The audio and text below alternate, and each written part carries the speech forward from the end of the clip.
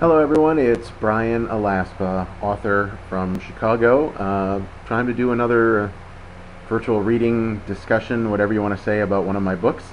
It's in the middle of a very early 2011 spring heat wave here in the Chicago area. It's like 90 degrees outside with heat indices in the hundreds, so I hope you can hear me all right with my microphone. I've actually got a fan in addition to the air conditioning going on here currently. So, at any rate, I still want to thank you all very much for continuing to buy up Rig. My horror novel still continues to sell very well. I had a record month in May, and June is turning out to be another great month.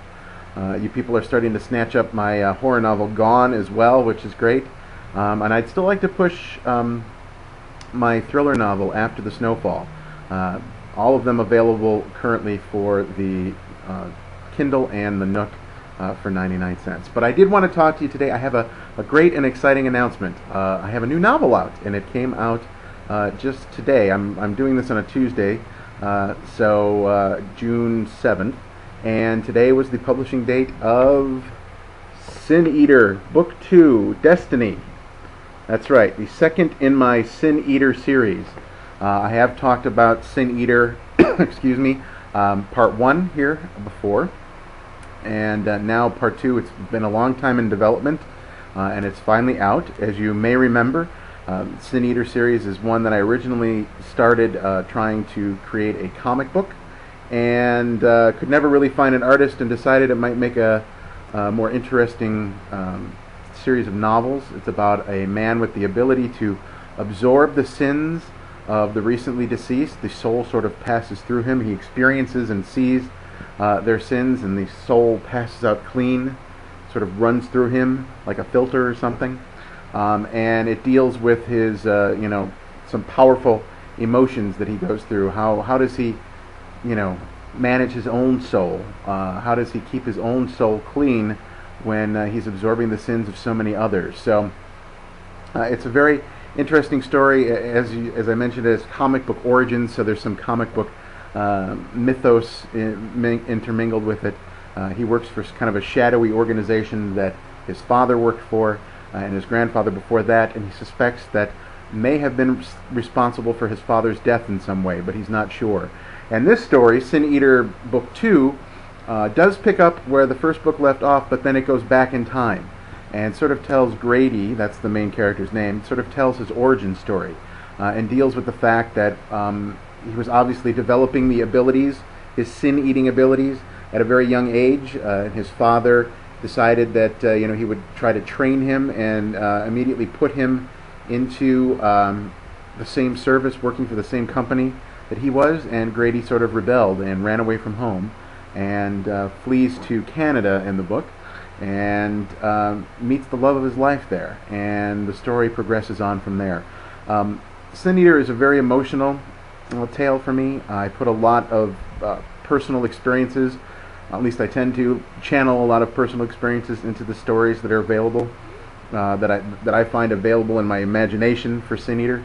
And in this case, it was my way of dealing with a relationship that ended quite some time ago, in fact, way back in 2002. So it shows you how long this whole story was kind of running around in my head. So there's some very powerful emotional stuff here, and the entire book 2 just deals with his origin story, whereas book 1 sort of had 2 tales within the covers. This is just one story, his origin story. So it is now published for Kindle, and next week it will be available for the Nook. So if you are reading this sometime late in 2011 or anytime after 2011, it should be available for Nook and Kindle. Currently, it is available for 99 cents. In fact, Sin Eater's Book 1 and 2 are both available for 99 cents. Sin Eater Book 1 has a special preview of Book 2, and Book 2 has a special preview of another book that I am hoping and planning will be out later this year, perhaps around Halloween. It's a horror novel called Vicious. So you will see a preview of that as well, and I hope you check it out. Also, I wanted to mention my girlfriend, Melanie Parker, designed this cover. She designed the first cover as well, And I just want to send out a quick promotion to her. She makes jewelry, and so you want to check out www.thefifthchoir.com. That happens to be her website. She makes this awesome jewelry out of like typewriter keys and other cool stuff like that. That's not all she does, so check that out. Although lately she hasn't been taking so many orders because she has a regular full-time job as well, but maybe she will for you. Last time I did a radio show and mentioned that you know, what she did with the jewelry, and I forgot to mention the website. So in addition to helping me design my covers and helping me edit my books, she's just been a fantastic thing, and I also happen to be in love with her. So there you go. There's a public admission of that. So that would be Sin Eater Book 2. It's out now. It's available for Kindle and soon to be Nook, and at Amazon.com. So I hope you check it out.